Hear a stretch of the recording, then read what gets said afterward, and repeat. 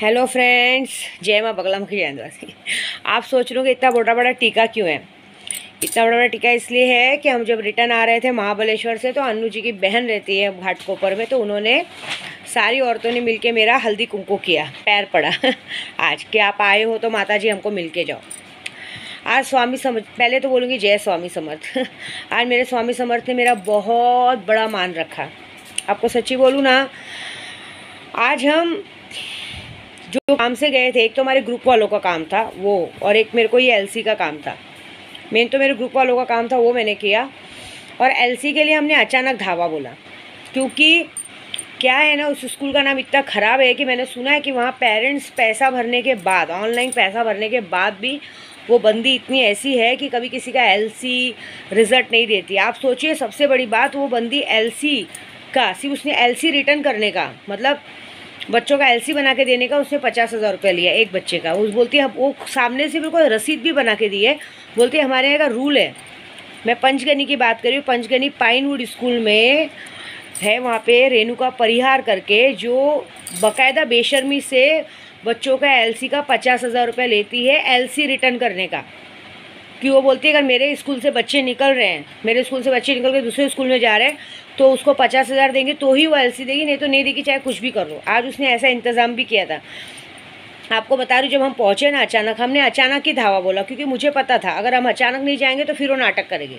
क्योंकि जो मैंने देखा है वहाँ पे, जो पेरेंट्स ऑनलाइन पेमेंट करते हैं ना, उसके बाद भी वो 4-5 चक्कर लगाने के बाद उनको बोलेंगे जाओ कुरियर हो जाएगा, जाओ कुरियर हो जाएगा, ऐसे। आज मैं बहुत चिल्ला के आई हूँ। आज मेरे साथ अन्नू जी गई थी। आज हमने बहुत अच्छा बंदोबस्त करके गए थे। उसको ये बात पता नहीं, उसके स्कूल में जब हम अचानक पहुँचे तो उसके उधर के सर मुझे क्या बोल रहे हैं कि मैडम पुणे गई हैं काम से, अभी 5 बजे तक आ जाएंगी, जो कि मैडम अपने घर में सोई हुई थी। उनको ये बात पता नहीं है कि मेरे आदमी मुझसे पहले पहुँच गए थे और उसके घर के बाहर खड़े थे। 3 आदमी उसके घर के बाहर खड़े थे, 3 आदमी उसके हॉस्टल के बाहर खड़े थे। और हम लोग ने पहले तय किया था कि अगर इन लोग ने जरा भी नाटक किया आज एलसी देने में, क्योंकि हम पैसे लेके गए थे। देखो, मेरा सीधा सीधा बंदा था कि पैसे लो और एलसी दो, हमको नहीं मतलब है तुम कितना ले रहे हो, क्या ले रहे हो। फिर भी उन्होंने आधा पैसा बोला और इन टाइम पे शाम को बोला कि 50,000 रुपये और लगेगा, तो उनको लगा शायद इन्होंने नहीं लाया होगा। और मैं यहाँ से बाकायदा वकील का लेटर लेके गई थी। वकील का लेटर पूरा वकील ने लेटर बना के दिया था, वकील का लेटर लेके गई थी। प्लस मेरे बंदे 6-7 पहुँचे थे, अन्नू जी पहुँची थी, और अन्नू जी ने अपने अच्छे खासे सब किन्नर समाज को जमा करके रखा था। उन्होंने बोला था अगर जरा भी ये नाटक करेगी ना, पहले पुलिस स्टेशन में जाके एनसी लिखाएंगे और खूब गिरा के मारेंगे। ऐसा। लेकिन ये था कि उसने समझदारी ये दिखाई कि चुपचाप एलसी दी, थोड़ा नाटक की, लेकिन इज्जत से हमको एलसी और रिज़ल्ट मेरे बच्चों का दे दिया उसने। नहीं तो हमने पूरे इंतज़ाम के साथ गए। देखो, मैं है ना, बता के नहीं जाऊँगी, मैं अचानक से पहुँचूँगी, ये बात है। तो हमने अचानक से पहुँच के अपने बच्चों का ले लिया। एक और बात इतना तो समझ में आता है कि मेरी वीडियो सब लोग देखते हैं।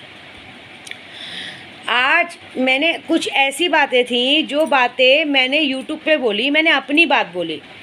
मैंने किसी को ज़बरदस्ती गाली नहीं दी। मैंने अपनी बात बोली कि ऐसा ऐसा बचपन से हुआ है, ये सब हुआ है। लेकिन कुछ लोगों ने फ़ोन करके ये जता दिया कि जैसे कि उनको बुरा लग रहा है। क्यों भाई? जब मेरे साथ हो रहा था, मेरे घर के बाहर रिक्शा भर के आदमी लोग लेके आने का और मेरे दरवाजे पे खड़े होकर बोलने का, रंडी बाहर आ, मादरचोद बाहर आ, आज तो मैं तुझे नंगा करके मारूंगी, तब कहाँ गया था वो बात? मतलब तुम्हारी इज्जत हमारी इज्जत रास्ते पे पड़ी है क्या? मैं तो किसी का नाम भी नहीं लेती हूँ। हाँ, मेरी हाजिदा ने बताया कि माँ, आईनी अबलेट में देखा कि वो लोग सोच रहे कि चलो वीडियो बनाएंगे, इसके भी नाम का वीडियो बनाएंगे। किस बात पे बनाओगे मेरे नाम पे वीडियो? मैं तुम लोग जैसी नहीं हूँ, मैं किसी के जैसी नहीं हूँ, मैं किसी का नाम नहीं लेती हूँ। मेरा एक ही इंटेंशन है कि जब रिश्तेदारी तब याद नहीं आती, और जब वीडियो बनने के बाद कोई रिश्तेदारी याद आती है, तो मेरे को एक बात याद नहीं, समझ में नहीं आता है कि आज रिश्तेदारी क्यों याद आ रही है। जब मेरे साथ ये सब हो रहा था, दिया जा रहा था मुझे जहर, तब रिश्तेदारी क्या हो गया था? कहीं चला गया था? मैं गाली देती हूँ तो सबको बुरी लगती है। कितना परेशान किया गया है मुझे। मेरे 3 बच्चों को अनाथ होने से रोका नहीं गया है। हाथ पैर जोड़ा है मैंने, मेरे फ़ोन के मैसेजेस से बोला गया हाथ पैर जोड़ के कि ऐसा हरकत मत करो, मेरे बच्चों का क्या होगा।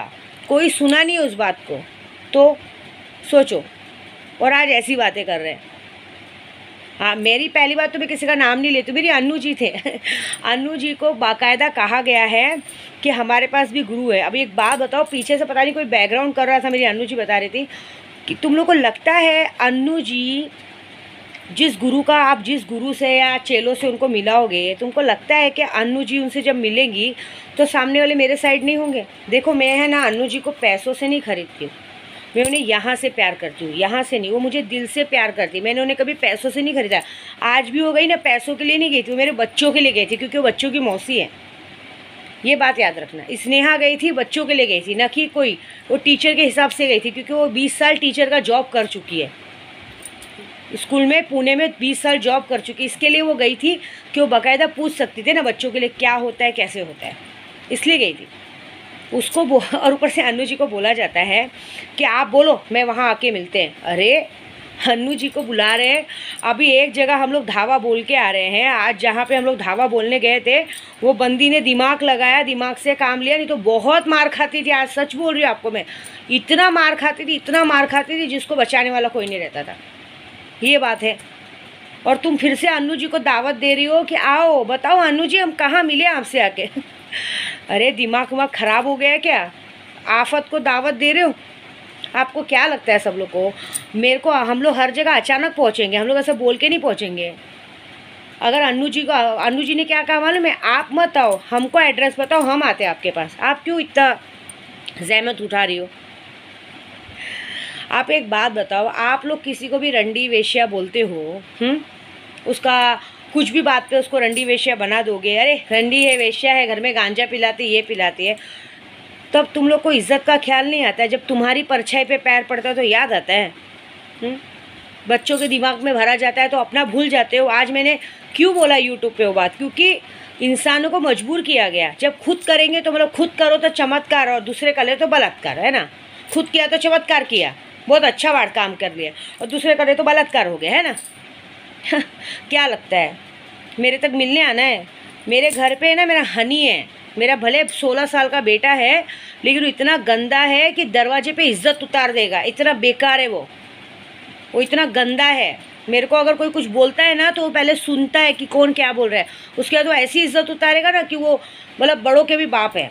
उसके बाद अन्नू जी, क्या लगता है अन्नू जी के रहते मुझसे कोई मुझे मिलने आ पाएगा? और या आपको लगता है अगर कोई मेरे घर तक मुझे मिलने आया तो फिर अन्नू जी उसको छोड़ेंगी, फिर उसके घर में घुस के उसको मारेंगी? मैं कानून से चलती हूँ। देखो सीधी बात है, अगर मेरी बात कोई बुरी लगती है और किसी को लगता है कि मैं किसी का नाम लेती हूँ ना, सीधा पुलिस स्टेशन जाने का, कंप्लेंट करने का। उसके बाद हमको क्या जवाब देना है मेरा वकील जाके देगा, क्योंकि पुलिस स्टेशन में भी मैं नहीं दिखने वाली, वहाँ मेरा वकील जाएगा। मैं कानून से चलती हूँ। बहुत पागल बना लिया, बहुत पागल रह चुकी, बीमार रह चुकी। इतना वर्चस्व तो मैंने विद्या देवी ने बनाया है कि ऐसे ऐसे लोग खड़े हैं ना। आपको क्या लगता है अन्नू जी को दावत दे रहे हो कि हाँ बताइए अन्नू जी हम कहाँ मिले? अन्नू जी 50 लोगों को लेके मिलेंगी और क्या करेंगी ना, फिर बोलना मत, क्योंकि पहली बात तो ये पूछेंगी कि बताओ नाम कहाँ लिया, क्या रिश्ता है। और चलो रिश्ता है, चलो आपको लगता है आपका रिश्ता है, तो इतने दिन कहाँ थे जब उनके साथ गलत हो रहा था? हाजिदा ने भी बोला माँ एक बार ना इन लोग को अन्नू जी से तुड़वाओ सबको, तब इन लोग को पता चलेगा कि ये लोग क्या सोच रहे हैं। एक बार सबको तुड़वाओ, चाहे कोई भी हो जो आपके बीच में बोलते हैं ना, उनको तुड़वाओ। तो मैंने बोला वो भी होगा, वक्त है, रहने दे। स्नेहा ने उस नंबर पे 50 बार कॉल किया ये बोलने के लिए कि कौन हो आप भाई, आप इतना रिश्तेदारी दिखा रही हो, कौन हो आप? एक काम करो कल पुलिस स्टेशन मिलो, सामने सामने करें। क्योंकि स्नेहा भी वही सवाल करती कि इतना दिन रिश्तेदारी याद नहीं आया, आप माँ अपने मन की बात बोल रही है, आपको इतनी बुरी क्यों लग रही है? और अगर आपको इतना बुरा लग रहा है तो आप इतने दिन कहाँ थे? चलो पुलिस स्टेशन में जवाब दो। सबके सब मरेंगे, इसलिए बोल रही हूँ मुझसे दूर रहने में ही भलाई है। अपना जियो, खाओ, मस्त रहो, जब तक किसी का नाम नहीं लो उतने तक नहीं आने का, मेरे तक नहीं आने का। मेरे साथ गलत हुआ है इसलिए मैं बोलती हूँ। एक वक्त था कि सब मेरा मजाक उड़ाते थे।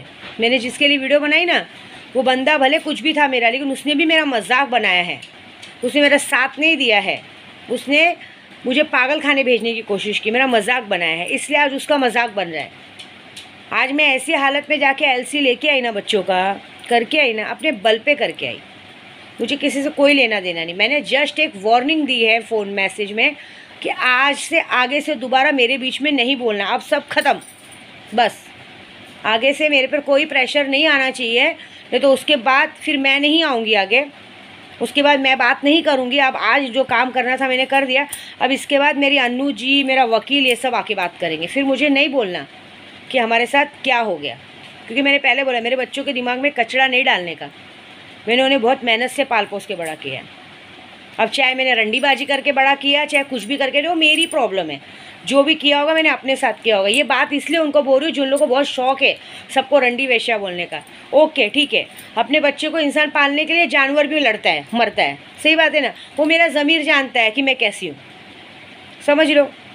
मैं तो एक ही बात बोलूँगी, मैं अगर डीएनए कराने गई और मेरे डीएनए में डॉक्टर ने बोल दिया कि मेरे पति और केशव के पापा के सिवा कभी किसी ने नहीं छुआ है, तो समझ जाना उस दिन बहुत बड़ा बात हो जाएगा। मेरे नाम पे वीडियो बनाने को सोच रहे हो, बनाओ बनाओ बनाओ। एक बंदे ने बोला बगैर पति हुई प्रेग्नेंट तो उस पर 25 लाख का मानहानि का केस है। तुम वीडियो बनाओ, तुम पे 50 लाख का मानहानि का केस होगा। क्यों? क्योंकि मेरे पास सबूत है, आपके पास सबूत है। मैं तो नाम नहीं लेती हूँ किसी का, और जिसका नाम लेती हूँ उसके लिए मेरे को सबूत है पूरा पूरा। तो बनाओ, क्योंकि मैं तो आपको सच्ची बोली हूँ। जो मैंने आरिफ शेख का भी 25 लाख का मानहानि किया ना, मैंने अपने वकील से पैसे नहीं मांगे। मैंने वकील को कहा एक तो भिखारी की औलाद दे नहीं सकता, लेकिन बाई चांस दिया तो तुम रख लेना, मुझे पैसे नहीं चाहिए। तो बनाओ जिसको गलत वीडियो बनानी है, क्योंकि आज की तारीख में गलत वीडियो बनाना, गलत कमेंट करना बहुत भारी पड़ेगा। मैं अपने मन की बात बोल रही थी। मेरे साथ जो हुआ है, मेरे घर के बाहर रिक्शे में गटर साफ़ करने ऐसे ऐसे लोगों को जमा करके ला के बोलने का, रंडी बाहर आ, तेरे को तो मैं आज नंगा करके गिरा के मारूंगी। क्यों? उस वक्त मैं रंडी दिखी थी और आज रिलेशन हो गया मेरा। अरे वाह, बहुत अच्छी बात है। तो चलो मैं बोलती हूँ, देखो कहीं भी ना मुंह उठा के नहीं जाने का। पुलिस स्टेशन है ना, अगर लगता है ना मैंने आपका नाम लिया या कुछ बोला, पुलिस स्टेशन जाओ, पता चलेगा। उसके बाद क्या होगा वो भी पता चलेगा। नाचना या आंगन टेढ़ा ऐसा मत करो। आज हम लोग ने एक जगह धावा बोला है, अभी उस औरत ने 50,000 जो ऐठे हैं उसका क्या करेंगे तो हम देखेंगे, लेकिन हमने वहाँ अचानक धावा बोला है, हम अचानक जाते हैं। तो ये मत करना। मेरी अन्नू जी अचानक पहुँचेंगी कहीं भी, उनको टाइम नहीं लगेगा। उनको घर भी पता है, जगह भी पती है, सब कुछ पता है। तो अपने घर में अच्छे से रहो ना, खा पी के मस्त रहो ना। मेरे बीच में मत बोलो, मेरे बीच में मत आओ, खाओ पियो मज़े से रहो बस। ओके, समझ में आ गया ना? जय माता दी।